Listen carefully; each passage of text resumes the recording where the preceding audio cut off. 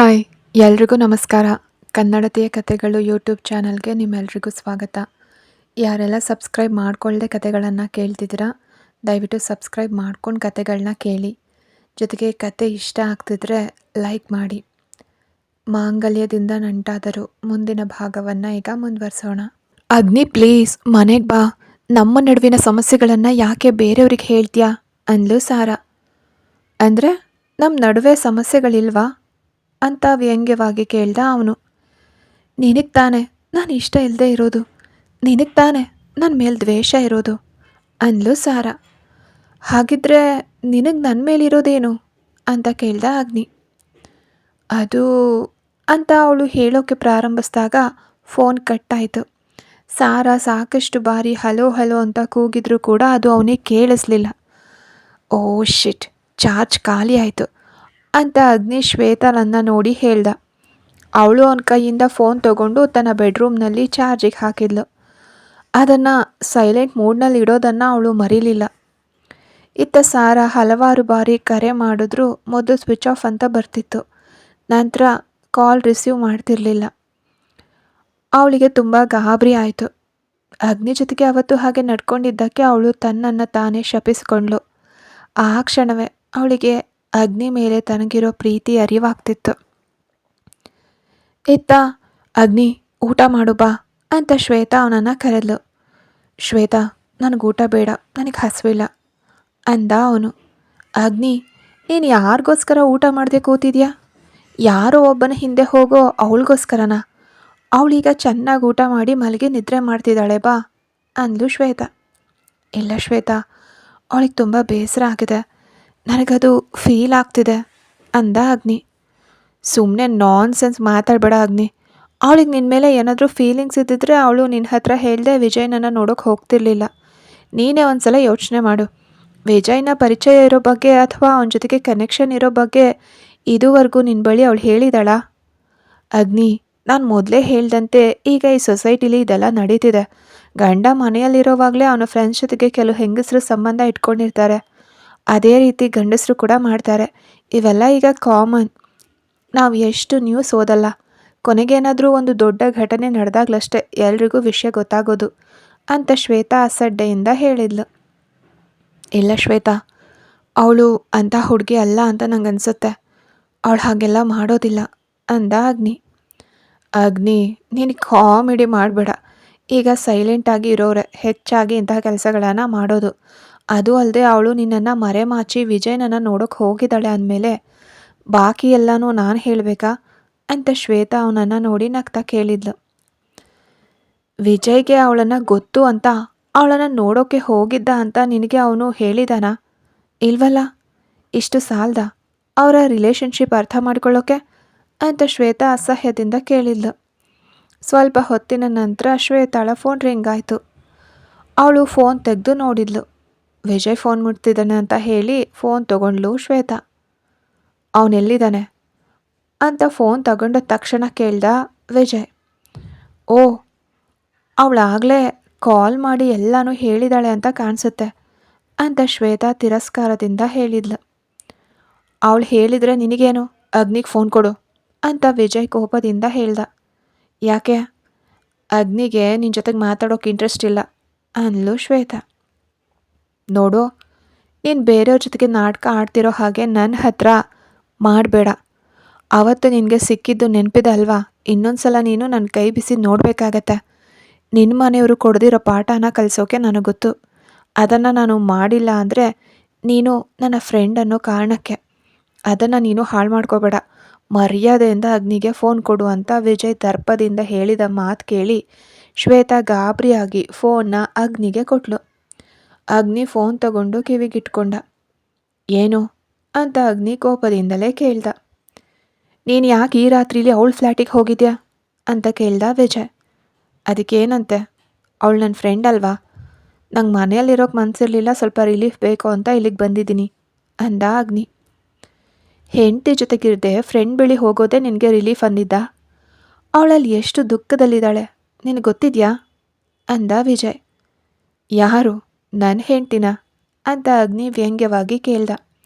ಮತ್ತಿನ್ಯಾರು, ನಿನ್ನ ಹೆಂಡ್ತಿ ಅಲ್ವಾ ಅವಳು ಅಂದ ವಿಜಯ್. ಹೌದು, ನಾನು ತಾಳಿ ಕಟ್ಟಿದ್ದೀನಿ ಅಷ್ಟೆ. ಅದರಾಚೆಗೆ ನನಗೂ ಅವಳಿಗೂ ಯಾವುದೇ ರಿಲೇಷನ್‌ಶಿಪ್ ಇಲ್ಲ. ಬೇರೆ ಯಾರ ಜೊತೆಗಾದರೂ ಆಕೆಗೆ ಸಂಬಂಧವಿದೆಯೋ ಏನೋ ನನಗೆ ಗೊತ್ತಿಲ್ಲ ಅಂದ ಅಗ್ನಿ. ಅಗ್ನಿ, ಜಾಗ್ರತೆ, ಹುಷಾರಾಗಿ ಮಾತಾಡು. ನಿನಗೇನಾದರೂ ಪ್ರಶ್ನೆಗಳಿದ್ರೆ ಸರಿಯಾದವರನ್ನ ಕೇಳು. ಬೇರೆಯವ್ರು ಹೇಳಿದ್ದನ್ನು ಕೇಳಿ ಗೊಂಬೆ ಥರ ಆಡಬೇಡ. ನೀನು ಸಾರಾ ಬಳಿಗೆ ಹೋಗು. ಅವಳು ನಿನ್ನನ್ನೇ ನೆನಪಿಸ್ಕೊಂಡು ದುಃಖ ಪಡ್ತಿದ್ದಾಳೆ ಅಂದ ವಿಜಯ್. ನಾನು ಹೋಗೋದಿಲ್ಲ. ನನಗೆ ಮಾತಾಡೋಕ್ಕೆ ಇಷ್ಟವಿಲ್ಲದವಳ ಬಳಿ ನಾನು ಯಾಕೆ ಹೋಗಲಿ ಅಂದ ಅಗ್ನಿ. ಅವಳು ನಿನಗೆ ಮಾತಾಡೋಕೆ ಇಷ್ಟ ಇಲ್ಲ ಅಂತ ಹೇಳಿದಾಳ? ಅನಗತ್ಯವಾಗಿ ಸಮಸ್ಯೆಗಳನ್ನು ಸೃಷ್ಟಿಸಬೇಡ. ನೀನು ಅವಳ ಬಳಿ ಮೊದಲೇ ಸಮಾಧಾನದಿಂದ ಮಾತಾಡಿದಿದ್ರೆ ಈ ಸಮಸ್ಯೆನೇ ಬರ್ತಿರ್ಲಿಲ್ಲ. ನೀನು ಅವಳ ಜೀವನಕ್ಕೆ ಬಲವಂತವಾಗಿ ಬಂದಂತೆ ವರ್ತಿಸಿದ್ದೇ ಅವಳ ಸ್ವಭಾವ ಬದಲಾಗೋಕೆ ಕಾರಣ. ಮರ್ಯಾದೆಯಿಂದ ಮನೆಗೆ ಹೋಗಿ ಅವಳ ಬಳಿ ಸಮಾಧಾನದಿಂದ ಮಾತಾಡೋಕ್ಕೆ ಪ್ರಯತ್ನಿಸು ಅಂದ ವಿಜಯ್. ಇಲ್ಲ, ನಾನು ಹೋಗೋದಿಲ್ಲ ಅಂತ ಅಗ್ನಿ ಫೋನ್ ಕಟ್ ಮಾಡ್ದ. ಸ್ವಲ್ಪ ಸಮಯದ ನಂತರ ವಿಜಯ್ ಮತ್ತೆ ಫೋನ್ ಮಾಡ್ದ. ಈ ಬಾರಿ ಫೋನ್ ತೆಗೆದಿದ್ದು ಶ್ವೇತಾ. ಅವಳಿಗೇನಾದರೂ ಮಾತಾಡಬೇಕು ಅಂತ ಇದ್ದರೆ ಅವಳನ್ನೇ ಇಲ್ಲಿಗೆ ಬರಲಿ. ಅಗ್ನಿ ಅವಳ ಮುಂದೆ ತಲೆ ಬಾಗೋ ಅವಶ್ಯಕತೆಯೇ ಇಲ್ಲ. ಅಷ್ಟೊಂದು ಪ್ರೀತಿ ಅವಳಿಗಿದ್ರೆ ಅವಳೇ ಇಲ್ಲಿಗೆ ಬಂದು ಅಗ್ನಿನ ಕರ್ಕೊಂಡು ಹೋಗಲಿ ಅಂತ ಶ್ವೇತಾ ದರ್ಪದಿಂದ ಹೇಳಿ ವಿಜಯ್ ಮಾತನ್ನು ಕೇಳಿಸ್ಕೊಳ್ದೆ ಫೋನ್ ಇಟ್ಲು. ಅಗ್ನಿ ಹಣೆ ಮೇಲೆ ಕೈ ಇಟ್ಕೊಂಡು ಕೂತಿದ್ದ.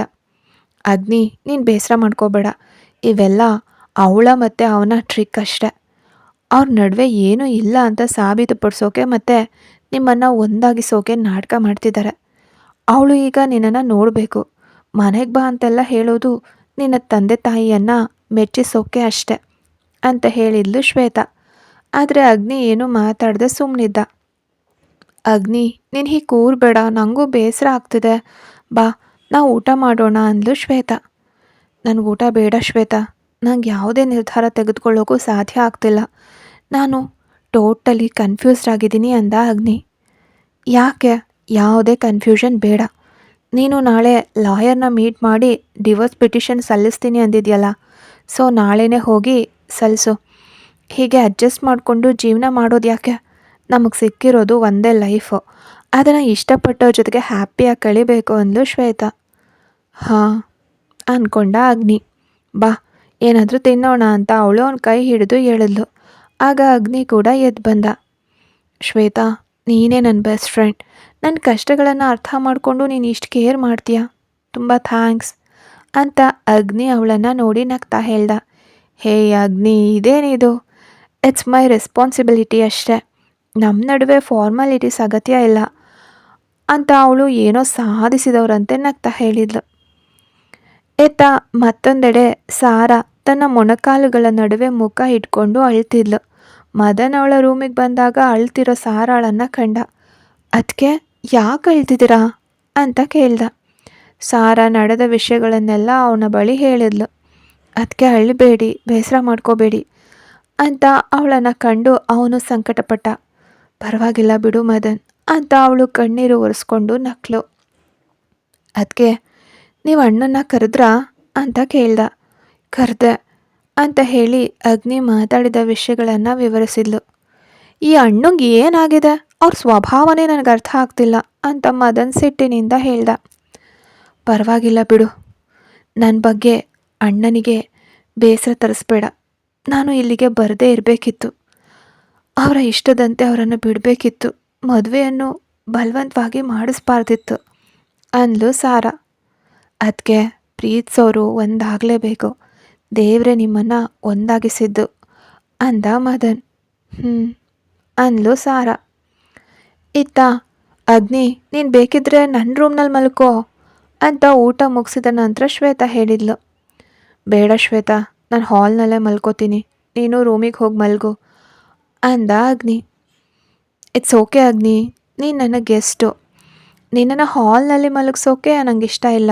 ಬಾ, ನನ್ನ ರೂಮ್ನಲ್ಲೇ ಮಲಗು ಅಂತ ಅವಳು ಅವನ ಕೈ ಹಿಡಿದು ಹೇಳಿದ್ಲು. ಸರಿ ಸರಿ ಬರ್ತೀನಿ ಅಂತ ಅಗ್ನಿ ಕೂಡ ನಗ್ತಾ ಒಪ್ಕೊಂಡ. ಅವಳು ನಗ್ತಾ ಹೊಸ ಬೆಡ್ಶೀಟ್ ಹಾಸಿ ರೂಮ್ ರೆಡಿ ಮಾಡಿದ್ಲು. ಶ್ವೇತಾ ಅಂದ ಅಗ್ನಿ. ಏನಾಯಿತು ಅಗ್ನಿ ಅಂದ್ಲು ಶ್ವೇತಾ. ನಿನ್ನ ಬಳಿ ಲಿಕ್ಕರ್ ಏನಾದರೂ ಇದೆಯಾ? ಮಲ್ಕೊಂಡ್ರೆ ಯಾಕೋ ನಿದ್ರೆನೇ ಬರ್ತಿಲ್ಲ ಅಂದ ಅವನು. ನನ್ನ ಬಳಿ ಏನೂ ಇಲ್ಲ, ಬೇಕಿದ್ರೆ ನಾವು ಆರ್ಡ್ರ್ ಮಾಡಬಹುದು ಅಂದ್ಲು ಶ್ವೇತಾ. ಯಾರು ತರ್ತಾರೆ ಅಂತ ಕೇಳ್ದ ಅಗ್ನಿ. ಮೇಲ್ಗಡೆ ಒಬ್ಬ ಹುಡುಗ ಇರ್ತಾನೆ, ಹಣ ಕೊಟ್ಟರೆ ತಂದು ಕೊಡ್ತಾನೆ ಅಂದ್ಲು ಶ್ವೇತಾ. ಸರಿ, ಒಂದಕ್ಕೆ ಹೇಳು ಅಂದ ಅಗ್ನಿ. ಅವಳು ನಗ್ತಾ ತಲೆ ಆರಿಸಿ ಫೋನ್ ಮಾಡಿ ಆರ್ಡರ್ ಮಾಡಿದ್ಲು. ಸ್ವಲ್ಪ ಹೊತ್ತಿನಲ್ಲೇ ಆ ಹುಡುಗ ಬಾಟಲಿ ತಂದು ಕೊಟ್ಟ. ಅಗ್ನಿ ಬಾಟಲಿ ಓಪನ್ ಮಾಡ್ದ. ಶ್ವೇತಾ 2 ಗ್ಲಾಸ್ ತಂದ್ಲು. ನೀನು ಊಟ ಮಾಡಿದ ನಂತರ ಇದನ್ನು ಬಳಸ್ತಿರ್ಲಿಲ್ವಲ್ಲ ಅಗ್ನಿ ಅಂತ ಕೇಳಿದ್ಲು ಅವಳು. ಇಲ್ಲ, ದಿಸ್ ಇಸ್ ಫಸ್ಟ್ ಟೈಮ್ ಅಂತ ಅಗ್ನಿ ನಗ್ತಾ ಬಾಟಲಿ ತೆರೆದು 2 ಗ್ಲಾಸ್ಗೆ ಸುರಿದ. ಚಿಯರ್ಸ್ ಅಂತ ಅವಳು ಗ್ಲಾಸನ್ನು ಅವನಿಗೆ ಕೊಟ್ಟು ನಕ್ಲು. ಅಗ್ನಿ ಕೂಡ ನಗ್ತಾ ಗ್ಲಾಸ್ ಮುಟ್ಟಿಸ್ದ. ಅವನು ಗ್ಲಾಸನ್ನು ಬಾಯಿಗಿಟ್ಟುಕೊಳ್ಳೋ ಅಷ್ಟರಲ್ಲೇ ಕಾಲಿಂಗ್ ಬೆಲ್ ಶಬ್ದ ಆಯಿತು. ಅಷ್ಟರಲ್ಲಿ ಅಗ್ನಿ ಅದನ್ನು ಕುಡಿದು ಮುಗಿಸ್ದ. ಶ್ವೇತಾ ಗ್ಲಾಸನ್ನು ಅಲ್ಲೇ ಇಟ್ಟು ಬಾಗಿಲು ತೆರೆದಾಗ ಮುಂದೆ ನಿಂತಿದ್ದ ವ್ಯಕ್ತಿಯನ್ನು ನೋಡಿದ ತಕ್ಷಣ ಶ್ವೇತಾಗೆ ಒಂದು ಕ್ಷಣ ಶಾಕ್ ಆಯಿತು. ಮಳೆಯಲ್ಲಿ ಅರ್ಧ ಬಟ್ಟೆಯೆಲ್ಲ ನೆಂದು ನಿಂತಿದ್ಲು ಸಾರಾ. ಸಾರಾ ಕೂಡ ಶ್ವೇತಾಳನ್ನು ನೋಡಿದ್ಲು. ಒಳ್ಳೆ ಬಿಳಿ ಹಾಗೆ ಕಳೆಯಾದ ಸಾಧಾರಣ ಎತ್ತರವಿರೋ ಹುಡುಗಿ. ಮೊಣಕಾಲಿನ ಮೇಲಕ್ಕೆ ಇರೋ ಒಂದು ಶಾರ್ಟ್ಸ್ ಮತ್ತು ಟೀ ಶರ್ಟ್ಸ್ ಅವಳ ವೇಷವಾಗಿತ್ತು. ಓಹ್, ನೀವೇನ ಶ್ವೇತಾ ಅಕ್ಕ ಅಂತ ಸಾರಾ ಅಸಡ್ಡೆಯಿಂದ ಕೇಳಿದ್ಲು. ಅವಳು ಮೊದಲ ಬಾರಿಗೆ ಶ್ವೇತಾಳನ್ನು ನೋಡ್ತಿರೋದು. ನೀನು ಯಾಕೆ ಇಲ್ಲಿಗೆ ಬಂದೆ ಅಂತ ಶ್ವೇತಾ ಮರು ಪ್ರಶ್ನೆ ಹಾಕಿದ್ಲು. ಅದೇನು ಪ್ರಶ್ನೆ ಅಕ್ಕ, ನನ್ನ ಗಂಡ ಇಲ್ಲಿರುವಾಗ ನಾನು ಇಲ್ಲಿಗಲ್ದೆ ಇನ್ನೆಲ್ಲಿಗೆ ಹೋಗಬೇಕು? ಗಂಡ ಇರೋ ಜಾಗಕ್ಕೆ ತಾನೇ ಹೆಂಡತಿ ಬರಬೇಕು ಅಂತ ಸಾರಾ ನಗ್ತಾ ಕೇಳಿದ್ಲು. ನಿನ್ನ ಗಂಡನಾ? ನಿನಗೆ ಗಂಡ ಇದ್ದಾನಾ ಅಂತ ಶ್ವೇತಾ ಅಸಡ್ಡೆ ತೋರಿದ್ಲು. ಅದಕ್ಕೆ ನಿಮಗೆ ಯಾಕೆ ಇಷ್ಟೊಂದು ಅಸಡ್ಡೆ? ನನಗೆ ಮದುವೆ ಆಗಿದ್ದು ನಿಮಗೆ ಗೊತ್ತಿಲ್ಲ ಅನ್ನೋದು ಹೋಗಲಿ, ನಿಮ್ಮ ಫ್ರೆಂಡಿಗೆ ಮದುವೆ ಆಗಿದ್ದು ನಿಮಗೆ ಗೊತ್ತಿರಲ್ವಾ? ನನ್ನ ಕುತ್ತಿಗೆಗೆ ತಾಳಿ ಕಟ್ಟಿದವರು ನನ್ನ ಗಂಡ ಅಂತಲೇ ನನ್ನ ನಂಬಿಕೆ. ಯಾಕೆ ಹಾಗಲ್ವಾ? ಹಾಗೆ ನೋಡೋದಾದರೆ ನಾನು ಅಗ್ನಿಯ ಹೆಂಡತಿ ಅಂದ್ಲು ಸಾರಾ. ನೀನೇ ಅಲ್ವಾ ಅವನ ಹತ್ರ ಹೇಳ್ತಾ ಇದ್ದಿದ್ದು ತಾಳಿ ಕಟ್ಟಿದ ತಕ್ಷಣ ಗಂಡ ಆಗಲ್ಲ, ಅವನು ನಿನ್ನ ಗಂಡ ಅಲ್ಲ ಅಂತಲ್ಲ. ಮೊದಲು ಗಂಡಂಗೆ ಗೌರವ ಕೊಡೋದನ್ನು, ಮಾತು ಕೇಳೋದನ್ನು ಕಲಿ, ಆಗ ಅವನು ಬೇರೆ ಹೆಂಗಸ್ರ ಹತ್ರಕ್ಕೆ ಹೋಗಲ್ಲ ಅಂತ ಶ್ವೇತಾ ಕೂಡ ತಿರಸ್ಕಾರದಿಂದ ಹೇಳಿದ್ಲು. ಅದೇ ಅಕ್ಕ, ಅಗ್ನಿ ನನ್ನ ಕುತ್ತಿಗೆಗೆ ತಾಳಿ ಕಟ್ಟಿದ ನನ್ನ ಗಂಡ, ಅದು ನನಗೂ ಗೊತ್ತು, ಅವ್ರಿಗೂ ಗೊತ್ತು. ಆಮೇಲೆ ಜಗಳ ಆಗುವಾಗ ನಾನು ಏನೇನೋ ಹೇಳ್ತೀನಿ ಅಂದ ಮಾತ್ರಕ್ಕೆ ಅವ್ರು ನನ್ನ ಗಂಡ ಅಲ್ಲದೆ ಆಗ್ಬಿಡ್ತಾರಾ ಅಂತ ಸಾರಾ ಹೇಳಿದ್ದಕ್ಕೆ ಶ್ವೇತಾ ಅಸಡ್ಡೆಯಿಂದ ನಕ್ಲು. ನಮ್ಮ ಮಧ್ಯೆ ಎಷ್ಟೋ ಸಮಸ್ಯೆಗಳಿರಬಹುದು, ನೀವು ಕೇಳಿಲ್ವಾ ಹಳಬ್ರು ಹೇಳೋದನ್ನ, ಮಡಕೆ ಮತ್ತು ಪಾತ್ರೆ ಒಟ್ಟಿಗೆ ಇರೋವಾಗ ತಡ್ತಾ ಇರುತ್ತೆ ಅಂತ. ಅದೇ ತರಹ ಗಂಡ ಹೆಂಡತಿ ಅಂದಮೇಲೆ ಕೆಲವೊಮ್ಮೆ ಆರಂಭದಲ್ಲಿ ಅಂಡರ್ಸ್ಟ್ಯಾಂಡಿಂಗ್ ಇಲ್ಲದೆ ಇರಬಹುದು, ಎಷ್ಟೋ ಪ್ರಾಬ್ಲಮ್ಸ್ ಬರಬಹುದು. ಅದರಲ್ಲೂ ಮುಖ್ಯವಾಗಿ ಇದು ಅರೇಂಜ್ಡ್ ಮ್ಯಾರೇಜ್ ಆಗಿರೋವಾಗ ಅದರ ಮಧ್ಯೆ ಎಲ್ಲದಕ್ಕೂ ಬಂದು ಇನ್ನೊಂದಿಷ್ಟು ಬೆಂಕಿ ಹಚ್ಚೋ ನಿಮ್ಮ ಈ ನಡವಳಿಕೆ ಇದೆಯಲ್ಲ, ಅದನ್ನು ಇಲ್ಲಿ ತೋರಿಸ್ಬೇಡಿ. ಅಗ್ನಿ ಅದಕ್ಕೆ ಮರಳಾಗಬಹುದು, ಆದರೆ ಈ ಸಾರಾ ಅದಕ್ಕೆಲ್ಲ ಮರಳಾಗಲ್ಲ ಅಂದ್ಲು ಅವಳು. ಏನೇ ಅಂತ ಶ್ವೇತಾ ಕೋಪದಿಂದ ಕೂಗಿದ್ಲು. ಹಾಂ, ಸುಮ್ಮನಿರಿ ಅಕ್ಕ, ನಾನು ಹೇಳಿ ಇನ್ನೂ ಮುಗಿಸಿಲ್ಲ. ನಿಮಗೆ ನಾಚಿಕೆ ಇಲ್ವಾ ಇನ್ನೊಬ್ಳು ಗಂಡನನ್ನು ಆಸೆ ಪಟ್ಕೊಂಡು ತಿರುಗಾಡೋಕ್ಕೆ ಅಂತ ಸಾರಾ ಹೇಳೋದನ್ನು ಕೇಳಿದ ಶ್ವೇತಾ ಕೋಪದಿಂದ ಗುಡುಗಿದ್ಲು. ಅಷ್ಟರಲ್ಲೇ ಶ್ವೇತಾ ಮಾತಾಡ್ತಿರೋದನ್ನು ಕೇಳಿಸ್ಕೊಂಡು ಅಲ್ಲಿಗೆ ಬಂದ ಅಗ್ನಿ. ಯಾರದು ಶ್ವೇತಾ ಅಂತ ಅವನು ಕೇಳ್ತಾ ಮುಂದೆ ನಿಂತಿದ್ದ ಸಾರಾಳನ್ನು ಕಂಡು ಒಂದು ಕ್ಷಣ ಸ್ತಬ್ಧನಾದ. ನೀನೇನಾ ಇಲ್ಲಿ ಅಂತ ಅವನು ಸಂಶಯದಿಂದ ಕೇಳ್ದ. ಹೌದು, ನಾನೇ ಅಂತ ಸಾರಾ ತನ್ನ ಕೈಗಳನ್ನು ಎದೆಗೆ ಅಡ್ಡಲಾಗಿ ಕಟ್ಕೊಂಡು ಹೇಳಿದ್ಲು. ಅಗ್ನಿ ಸಾರಾಳನ್ನು ನೋಡ್ದ. ಒಂದು ಲೆಗ್ಗಿನ್ಸ್ ಮತ್ತು ಟಾಪ್ ಹಾಕ್ಕೊಂಡಿದ್ಲು. ಟಾಪ್ ಮಳೆಯಲ್ಲಿ ಸ್ವಲ್ಪ ನೆಂದಿತ್ತು. ನೋಡಿದ್ರ ಅಗ್ನಿ, ರಾತ್ರಿ ಅಂದೆ ಹಗಲು ಅಂದೆ ಇವಳು ತಿರುಗಾಡ್ತಾ ಇರೋದನ್ನು, ನಿಮ್ಮ ಮನೆಯಲ್ಲಿ ಇವಳನ್ನು ಹೀಗೆ ಬಿಟ್ಟಿದ್ದಾರಾ ಅಂತ ಶ್ವೇತಾ ಹೇಳಿದ್ಲು. ಅದೇ ಅಕ್ಕ, ಸ್ವಲ್ಪ ನಿಲ್ಲಿಸ್ತೀರಾ? ತುಂಬ ಹೊತ್ತಿಂದ ಬೊಗಳ್ತಾ ಇದ್ದೀರಾ. ಇನ್ಮೇಲೆ ನಾನು ನನ್ನ ಗಂಡನ ಹತ್ರ ಸ್ವಲ್ಪ ಮಾತಾಡ್ಕೋತೀನಿ ಅಂದ್ಲು ಸಾರಾ. ಏನೇ ಅಂತ ಶ್ವೇತಾ ಅವಳ ಕಡೆಗೆ ಕೈ ತೋರಿಸಿದ್ಲು. ಹಾಗೆ ಆ ಕಡೆ ಸರಿದು ನಿಂತ್ಕೊಳ್ಳಿ ಅಂತ ಹೇಳಿ ಶ್ವೇತಾ ತೋರಿಸಿದ ಕೈಯನ್ನು ತಳ್ಳಿ ಸಾರಾ ಒಳಗಡೆಗೆ ಬಂದ್ಲು. ನಿನಗೆ ಯಾರು ಹೇಳಿದ್ದು ನನ್ನ ಮನೆ ಒಳಗಡೆ ಬರೋಕೆ ಅಂತ ಶ್ವೇತಾ ಅವಳ ಕೈ ಹಿಡಿದು ನಿಲ್ಲಿಸ್ತಾ ಹೇಳಿದ್ಲು. ಅಕ್ಕ, ನಾನು ಹೀಗೆಲ್ಲ ಹೇಳೋದಕ್ಕೆ ನೀವು ಬೇಜಾರು ಮಾಡ್ಕೋಬೇಡಿ. ಮನೆಗೆ ಬರೋರು ಶತ್ರು ಆಗಿರಲಿ ಮಿತ್ರ ಆಗಿರಲಿ, ಅವರನ್ನು ಪ್ರೀತಿಯಿಂದ ಮನೆ ಒಳಗಡೆ ಕರೆಯೋದು ಒಂದು ಕರ್ತವ್ಯ. ನೀವು ಅದನ್ನು ಮಾಡಲಿಲ್ಲ, ಸೊ ನಾನು ಒಳಗಡೆಗೆ ಬಂದೆ ಅಷ್ಟೆ ಅಂತ ಸಾರಾ ಅವಳು ಹಿಡ್ದಿದ್ದ ಕೈಯನ್ನು ಬಿಡಿಸ್ಕೊಂಡ್ಳು. ಸಾರಾ, ನೀನು ಯಾಕೆ ಇಲ್ಲಿಗೆ ಬಂದೆ? ನೀನು ಹೇಗೆ ಈ ರಾತ್ರಿ ಇಲ್ಲಿ ಬಂದೆ ಅಂತ ಅಗ್ನಿ ಸಂಶಯದಿಂದ ಕೇಳ್ದ. ಓ, ಇವಳಿಗೆ ಜೊತೆಗೆ ಬರೋಕ್ಕೆ ಯಾರೂ ಇಲ್ವಾ ಅಗ್ನಿ?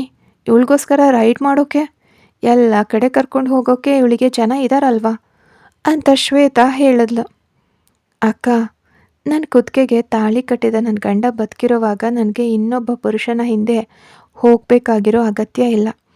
ಬೇರೆಯವ್ರದನ್ನು ಆಸೆ ಪಡೋಕ್ಕೆ ನನ್ನ ಹೆಸರು ಶ್ವೇತಾ ಅಂತಲ್ಲ, ಸಾರಾ ಅಂತ. ನನಗೆ ಒಂದು ತಾಳಿ ಮತ್ತು ಒಬ್ಬ ಗಂಡ ಸಾಕು ಅಂತ ಸಾರಾ ತಿರಸ್ಕಾರದಿಂದ ಹೇಳಿದ್ಲು. ತುಂಬ ಓವರ್ ಸ್ಮಾರ್ಟ್ ಆಗಬೇಡ ನೀನು ಅಂತ ಶ್ವೇತಾ ಅವಳ ಕಡೆಗೆ ಕೈ ಬೆರಳು ಸನ್ನೆ ಮಾಡಿದ್ಲು. ವಿಷಯ ಹೇಳೋವಾಗ ಅದು ಹೇಗೆ ಓವರ್ ಸ್ಮಾರ್ಟ್ ಆಗುತ್ತಕ್ಕ ಅಂತ ಸಾರಾ ಮರು ಪ್ರಶ್ನೆ ಹಾಕಿದ್ಲು. ಸಾರಾ, ನಾನು ಕೇಳಿದ್ದು ಕೇಳಿಸ್ಲಿಲ್ವಾ? ನೀನು ಹೇಗೆ ಈ ರಾತ್ರಿಲಿ ಬಂದೆ ಅಂತ? ನೀನು ಒಬ್ಬಳೇ ಬಂದಿದ್ದ ಅಂತ ಅಗ್ನಿ ಆತಂಕದಿಂದ ಮತ್ತು ಅದಕ್ಕಿಂತ ಹೆಚ್ಚಾಗಿ ಕೋಪದಿಂದ ಕೇಳ್ದ. ನನ್ನನ್ನು ಮದನ್ ಬಿಟ್ಟು ಹೋದ ಅಂದ್ಲು ಸಾರಾ. ಹಾಗಾದರೆ ಅವನೆಲ್ಲಿದ್ದಾನೆ ಅಂದ ಅಗ್ನಿ. ಅವನು ವಾಪಸ್ ಹೋದ ಅಂದ್ಲು ಸಾರಾ. ಅದಕ್ಕೆ ನೀನು ಕೂಡ ಅವನ ಜೊತೆಗೆ ಹೋಗಬೇಕಿತ್ತು. ನಾನು ಅವನಿಗೆ ಫೋನ್ ಮಾಡ್ತೀನಿ ಇರು ಅಂದ ಅಗ್ನಿ. ನೀವು ಮನೆಗೆ ಬರ್ತಾ ಇಲ್ವಾ ಅಂತ ಸಾರಾ ಕೋಪದಿಂದ ಕೇಳಿದ್ಲು. ಇಲ್ಲ, ಬರ್ತಿಲ್ಲ ಅಷ್ಟೆ ಅಂದ ಅವನು. ಹಾಗಾದರೆ ನಾನು ಕೂಡ ಹೋಗಲ್ಲ ಅಂದ್ಲು ಸಾರಾ. ಯಾಕೆ ಅಂತ ಅಗ್ನಿ ಸಂಶಯದಿಂದ ಕೇಳ್ದ. ನನ್ನ ಗಂಡ ಇಲ್ಲಿರುವಾಗ ನಾನು ಯಾಕೆ ಅಲ್ಲಿಗೆ ಹೋಗಬೇಕು ಅಂದ್ಲು ಸಾರಾ. ಓಹ್, ಇವ್ ನಿನ್ನ ಗಂಡನಾ ಅಂತ ಶ್ವೇತಾ ಕೂಡ ಅಸಡ್ಡೆಯಿಂದ ಕೇಳಿದ್ಲು. ಅಕ್ಕ, ನಾನು ಒಂದು ಸಲ ಹೇಳಾಯಿತು. ಇಲ್ಲಿ ನಿಂತಿರೋ ಅಗ್ನಿಯ ಹೆಂಡತಿ ನಾನು. ನನ್ನ ಗಂಡ ಹೀಗೆ ಯಾರದ್ದೋ ಫ್ಲ್ಯಾಟ್ನಲ್ಲಿ ಬಂದು ಕೂತಿರೋವಾಗ ನಾನು ಹೇಗೆ ಮನೆಯಲ್ಲಿ ನೆಮ್ಮದಿಯಿಂದ ಮಲ್ಗೋಕ್ಕೆ ಸಾಧ್ಯ? ನಿಮ್ಮ ಗಂಡ ಹೀಗೆ ಮಾಡಿದ್ರೆ ನೀವು ಮನೆಯಲ್ಲಿ ನೆಮ್ಮದಿಯಿಂದ ನಿದ್ರೆ ಮಾಡ್ತೀರಾ ಅಂತ ಸಾರಾ ಕೇಳಿದಾಗ, ನಾನು ನನ್ನ ಗಂಡನನ್ನು ಪ್ರೀತಿಸ್ತೀನಿ. ಅವ್ರ ಹತ್ರ ಎಲ್ಲನೂ ಮುಕ್ತವಾಗಿ ಹೇಳ್ತೀನಿ ಅಷ್ಟೇ ಹೊರತು ನಿನ್ನ ಥರ ಅಲ್ಲ ನಾನು ಅಂದ್ಲು ಶ್ವೇತಾ. ಅಕ್ಕ ಅಕ್ಕ, ನಮ್ಮದು ಲವ್ ಮ್ಯಾರೇಜ್ ಅಲ್ಲ, ಎಲ್ಲವನ್ನ ಮುಕ್ತವಾಗಿ ಹೇಳೋಕ್ಕೆ. ವೆಲ್, ಅರೇಂಜ್ಡ್ ಮ್ಯಾರೇಜ್ ಆಗಿತ್ತು. ಅದಕ್ಕಿಂತ ಹೆಚ್ಚಾಗಿ ನಮಗೆ ಒಂದು ಸಲ ಕೂಡ ಮುಕ್ತವಾಗಿ ಮಾತಾಡೋಕ್ಕೆ ಅವಕಾಶ ಕೂಡ ಸಿಕ್ಕಿಲ್ಲ. ನಾವು ಮನಸ್ಸು ಬಿಚ್ಚಿ ಮಾತಾಡೂ ಇಲ್ಲ. ಅದು ಹೇಗೆ ಸಾಧ್ಯ ಆಗುತ್ತೆ? ಅದರ ಮಧ್ಯೆ ವಿಷ ತುಂಬಿಸೋಕೆ ಒಂದೊಂದು ಹಾವುಗಳು ಹೊರಟ್ರೆ ನಮ್ಮಂಥ ಹುಡುಗಿರು ಏನು ಮಾಡಬೇಕು ಅಂತ ಕೇಳಿದ್ಲು ಸಾರಾ. ನಾನು ಹಾವು ಅಂತನಾ ನೀನು ಹೇಳ್ತಾ ಇರೋದು? ಸ್ವಲ್ಪ ಮುಂಚೆ ನೀನು ಹೇಳಿದ್ದು ಕೇಳಿದೆ ನಾನು ಬೊಗಳ್ತಾ ಇದ್ದೀನಿ ಅಂತ. ನೋಡಿದ್ಯಾ ಅಗ್ನಿ, ಇವಳು ನನ್ನನ್ನು ನಾಯಿ ಹಾವು ಅಂತ ಏನೇನೋ ಅಂತ ಇದ್ದಾಳೆ ಅಂತ ಶ್ವೇತಾ ಅಗ್ನಿಯ ಬಳಿ ದೂರು ಹೇಳಿದ್ಲು. ನಾನು ಹಾಗೆ ಅಕ್ಕ ಅಂತ ನೇರವಾಗೇನೂ ಹೇಳಲಿಲ್ಲ. ಹಾಗೆ ನಿಮ್ಗನ್ಸಿದ್ರೆ ನಾನೇನು ಮಾಡೋಕ್ಕಾಗತ್ತೆ? ನೀವು ಆ ಥರ ಮಾಡ್ತಾ ಇರ್ತೀರ ಸಾರಾ ಶ್ವೇತಾಳನ್ನು ಅಣಕಿಸುವಂತೆ ಕೋಪದಿಂದ ಕೇಳಿದ್ಲು. ಅಗ್ನಿ, ನಂಗೆ ತುಂಬ ಕೋಪ ಬರ್ತಿದೆ. ಈ ಹುಡುಗಿಗೆ ಇಲ್ಲಿಂದ ಹೊರಟು ಹೋಗೋಕೆ ಹೇಳು ಅಂದ್ಲು ಶ್ವೇತಾ. ಸಾರಾ, ನಿನ್ನ ಮನೆಗೆ ಹೋಗು ಅಂದ ಅಗ್ನಿ. ಇಲ್ಲ, ನಾನು ಹೋಗಲ್ಲ. ನೀವು ನನ್ನ ಜೊತೆಗೆ ಬರದೆ ನಾನು ಹೋಗಲ್ಲ ಅಂದ್ಲು ಸಾರಾ. ನಿನಗೆ ನಾನು ಫೋನ್ ಮಾಡಿದಾಗ ಹೇಳಿದ್ದೆ ಅಲ್ವಾ ನಾನು ಶ್ವೇತಾಳ ಫ್ಲ್ಯಾಟ್ನಲ್ಲಿದ್ದೀನಿ ಅಂತ. ಮತ್ತು ನೀನು ಯಾಕೆ ಇಲ್ಲಿಗೆ ಬಂದೆ ಅಂತ ಅಗ್ನಿ ಸಂಶಯದಿಂದ ಕೇಳ್ದ. ನೀವು ಯಾಕೆ ಫೋನ್ ಸ್ವಿಚ್ ಆಫ್ ಮಾಡಿದ್ರಿ? ನಾನು ಎಷ್ಟು ಸಲ ಫೋನ್ ಮಾಡಿದೆ ಗೊತ್ತಾ? ನೀವು ಫೋನ್ ರಿಸೀವ್ ಮಾಡದೇ ಇದ್ದಿದ್ದಕ್ಕೆ ತಾನೇ ನಾನು ಇಲ್ಲಿಗೆ ಬಂದಿದ್ದು ಅಂದ್ಲು ಸಾರಾ. ನಾನು ಫೋನ್ ಸ್ವಿಚ್ ಆಫ್ ಮಾಡಲಿಲ್ಲ. ಚಾರ್ಜ್ ಇಲ್ಲದೆ ಫೋನ್ ಆಫ್ ಆಗಿ ಹೋಗಿತ್ತು. ಶ್ವೇತಾ, ನನ್ನ ಫೋನ್ ಆನ್ ಆಗಿಲ್ವಾ ಅಂತ ಕೇಳ್ದ ಅಗ್ನಿ. ಆಗಿದೆ ಅಗ್ನಿ ಅಂದ್ಲು ಸಾರಾ. ನೀನು ನಂಗೆ ಫೋನ್ ಮಾಡೇ ಇರಲ್ಲ. ಮಾಡಿದರೆ ನನಗೆ ಕೇಳಿಸ್ತಾ ಇತ್ತಲ್ವಾ? ಸೈಲೆಂಟ್ ಏನೂ ಆಗಿರಲಿಲ್ವಲ್ಲ ಅಂತ ಅಗ್ನಿ ಕೇಳಿದ ತಕ್ಷಣ ಶ್ವೇತಾಗೆ ಒಂದು ಕ್ಷಣ ನಡುಕ ಉಂಟಾಯಿತು. ನೋಡಿ, ಬೇಕಿದ್ರೆ ನಾನು 10 ಸಲ ಆದರೂ ಫೋನ್ ಮಾಡಿದ್ದೀನಿ. ನೀವು ಕಾಲ್ ಅಟೆಂಡ್ ಮಾಡದೇ ಇದ್ದಿದ್ದಕ್ಕೆ ನಾನು ಬಂದಿದ್ದು ಅಂದ್ಲು ಸಾರಾ. ಇಲ್ಲ, ನೀನು ಫೋನ್ ಮಾಡಿಲ್ಲ ಅಂದ ಅಗ್ನಿ. ಮಾಡಿದ್ದೀನಿ, ನೀವು ಫೋನ್ ಬೇಕಿದ್ರೆ ನೋಡಿ ಅಂತ ಸಾರಾ ಖಡಾಖಂಡಿತವಾಗಿ ಹೇಳಿದ್ಲು. ಅದನ್ನು ಕೇಳಿದ ತಕ್ಷಣ ಅಗ್ನಿ ಫೋನ್ ತರೋಕೆ ಹೋದ. ಅವನು ಫೋನ್ ತೆಗೆದು ನೋಡಿದಾಗ ಸಾರಾಳ ಮಿಸ್ಡ್ ಕಾಲ್ಸ್ ಅದರಲ್ಲಿ ಇದ್ವು. ಅಷ್ಟೇ ಅಲ್ಲದೆ ಫೋನ್ ಕೂಡ ಸೈಲೆಂಟ್ ಆಗಿತ್ತು. ಇದೇಕೆ ಶ್ವೇತಾ ಸೈಲೆಂಟ್ ಆಯಿತು? ನನ್ನ ಫೋನ್ನ ನಾನು ಸೈಲೆಂಟ್ನಲ್ಲಿ ಇಡೋದೇ ಇಲ್ವಲ್ಲ ಅಂತ ಅಗ್ನಿ ಸಂಶಯದಿಂದ ಕೇಳ್ದ. ನನಗೆ ಗೊತ್ತಿಲ್ಲ ಅಗ್ನಿ, ನೀನು ಕೊಟ್ಟ ಹಾಗೆ ನಾನು ತೊಗೊಂಡು ಹೋಗಿ ಚಾರ್ಜ್ ಮಾಡೋಕೆ ಹಾಕ್ತೆ ಅಷ್ಟೇ ನಂಗೆ ಗೊತ್ತಿರೋದು ಅಂತ ಶ್ವೇತಾ ನಿಷ್ಕಲ್ಮಶ ಮುಖಭಾವದಿಂದ ನಟಿಸಿದ್ಲು. ಆದರೆ ಸಾರಾಗೆ ಆಗಲೇ ವಿಷಯ ಅರ್ಥ ಆಯಿತು. ಆದರೂ ಇದು ಸೈಲೆಂಟ್ ಆಗೋಕ್ಕೆ ಸಾಧ್ಯವಿಲ್ವಲ್ಲ. ಏನಾದರೂ ಆಗಿರಲಿ, ಸಾರಾ ನೀನು ಮನೆಗೆ ಹೋಗು ಅಂದ ಅಗ್ನಿ. ಇಲ್ಲ, ನೀವು ಬರದೆ ನಾನು ಏನೇ ಆದರೂ ವಾಪಸ್ ಹೋಗೋ ಯೋಚನೆನೇ ಇಲ್ಲ. ನೀವು ಇಲ್ಲಿದ್ರೆ ನಾನು ಇಲ್ಲೇ ಇರ್ತೀನಿ ಅಂತ ಹೇಳ್ತಾ ಸಾರಾ ಡೈನಿಂಗ್ ಟೇಬಲ್ ಹತ್ರಕ್ಕೆ ಹೋದ್ಲು. ನಿನ್ನನ್ನು ಇಲ್ಲೆಲ್ಲ ಮಲಗ್ಸೋಕ್ಕೆಲ್ಲ ಆಗಲ್ಲ, ಇಲ್ಲಿ ಒಂದೇ ರೂಮ್ ಇರೋದು ಅಂದ್ಲು ಶ್ವೇತಾ. ಅದು ಪರವಾಗಿಲ್ಲ, ನೀವು ಮಲ್ಗೋ ಜಾಗದಲ್ಲೇ ನಾನು ಮಲ್ಕೋತೀನಿ ಅಷ್ಟೇ ಅಂತ ಹೇಳಿ ಸಾರಾ ಪಾತ್ರೆಗಳನ್ನೆಲ್ಲ ಎತ್ತಿ ನೋಡಿದ್ಲು. ನೀವು ಊಟ ಮಾಡಿದ್ರಾ ಅಂತ ಅವಳು ತಲೆಯನ್ನು ಓರೆ ಮಾಡಿ ಅಗ್ನಿ ಹತ್ರ ಕೇಳಿದ್ಲು.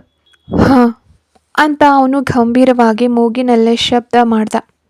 ನಾನೇನೂ ತಿಂದಿಲ್ಲ, ನಾನು ಊಟ ತಿನ್ನೋಕೆ ಹೋಗ್ತಾ ಇದ್ದೀನಿ, ತುಂಬ ಹಸಿವಾಗ್ತಿದೆ. ಮಳೆಯಲ್ಲೆಲ್ಲ ನೆಂದು ಬಂದಿದ್ದೀನಲ್ವಾ, ಈ ಅಕ್ಕ ನೋಡಿದ್ರೆ ನಾನು ಊಟಕ್ಕೂ ಕರೀಲಿಲ್ಲ ಅಂತ ಹೇಳಿ ಸಾರಾ ಅಲ್ಲೇ ಕೂತು ತಾನೇ ಬಡಿಸ್ಕೊಂಡು ತಿನ್ನೋಕೆ ಶುರು ಮಾಡಿದ್ಲು. ಶ್ವೇತಾ ಕೋಪದಿಂದ ಅಗ್ನಿನ ನೋಡಿದ್ಲು. ಆದರೆ ಅಗ್ನಿ ಇದೆಲ್ಲವನ್ನ ಆನಂದಿಸ್ತಾ ಇರೋವಂತೆ. ಅವನ ತುಟಿಯಲ್ಲಿ ಒಂದು ಕಿರುನಗೆ ಇತ್ತು. ಅವನ ಕಣ್ಣುಗಳು ಸಾರಾಳ ಮೇಲೆಯೇ ಇದ್ವು. ಕತೆ ಮುಂದುವರಿಯುತ್ತೆ. ಯಾರೆಲ್ಲ ಸಬ್ಸ್ಕ್ರೈಬ್ ಮಾಡ್ಕೊಳ್ಳದೆ ಕತೆಗಳನ್ನು ಕೇಳ್ತಿದ್ದೀರಾ, ದಯವಿಟ್ಟು ಸಬ್ಸ್ಕ್ರೈಬ್ ಮಾಡ್ಕೊಂಡು ಕತೆಗಳನ್ನ ಕೇಳಿ. ಕತೆ ಇಷ್ಟ ಆಗ್ತಿದ್ರೆ ಲೈಕ್ ಮಾಡಿ.